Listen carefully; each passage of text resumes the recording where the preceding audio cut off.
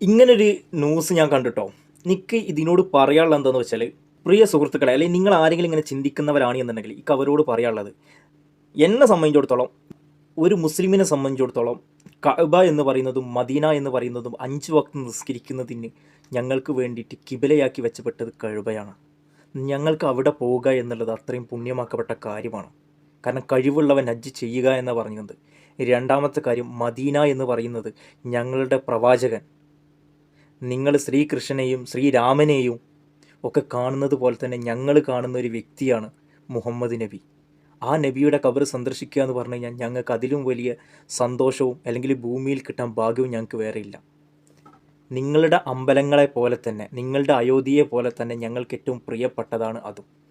ഇന്ന് വരെ ഇന്ന് വരെ നിങ്ങളൊരു അമ്പലത്തെക്കുറിച്ചിട്ടോ അല്ലെങ്കിൽ നിങ്ങളുടെ ഒരു ആരാധനയെക്കുറിച്ചിട്ടോ ഞാൻ ഇന്ന് വരെ ഒരു തരത്തിലും കുറ്റം പറയാത്ത ഒരാളാണ്. കാരണം നിങ്ങളുടെ അയോധ്യയെ ഞാൻ ബഹുമാനിക്കുന്നു, നിങ്ങളുടെ ശബരിമലയെ ഞാൻ ബഹുമാനിക്കുന്നു.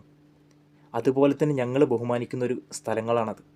എന്തിനാണ് ഇങ്ങനത്തെ കാര്യങ്ങൾ നിങ്ങളുടെ നാവുമെന്ന് പറഞ്ഞു പോകണം? എന്തിനാണ് ഇതിനെ സപ്പോർട്ട് ചെയ്തിട്ട് ഇതിൽ ഒരുപാട് പേര് കമൻസുകൾ ഞാൻ കണ്ടു. ഹൈന്ദവരായ എൻ്റെ സുഹൃത്തുക്കൾ കമൻസ് ഇട്ടത് കണ്ടു.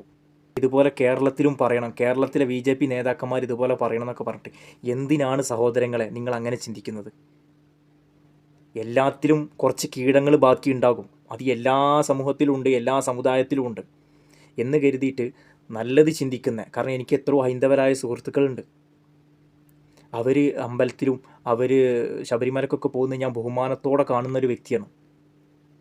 പിന്നെ എന്തിനാണ് ഇങ്ങനെ? എന്നെ സംബന്ധിച്ചിടത്തോളം ഞാൻ ഇന്ന് വരെ ഒരു സംഗതിയെയും അങ്ങനത്തെ കാര്യങ്ങൾ എതിർക്കാൻ ഞാൻ വന്നിട്ടില്ല. ചില കാര്യങ്ങൾ കാണുമ്പോൾ നമ്മൾ പറഞ്ഞു പോകുന്നതാണ്.